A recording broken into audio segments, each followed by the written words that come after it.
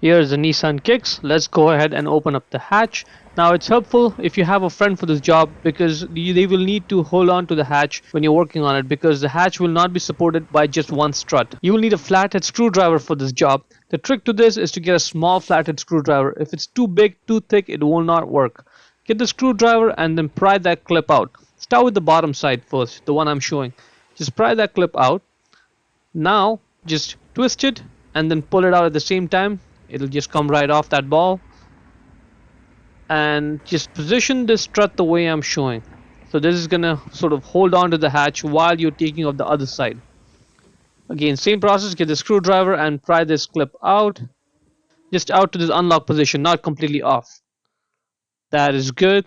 Same thing, just grab it and twist it and pull it off, and it'll come right out. That metal clip, that's what holds it in place. Check the link in the description to buy the new hatch struts. Get the new one and just push it on. It'll clip on automatically. Repeat the process for the bottom one as well. Just get it on the ball and then push it on. It'll clip on. And that's it. Just 2 clips and you've installed the new one. Same process for the left side. Let's try this out. It's working good, and that is pretty much it. Before we go, let me give a quick shout out to Naya Motors Inc. for letting us use the car today to film the videos. They are a used car dealer here in Ottawa, Canada. Check out the link in the description for their entire inventory.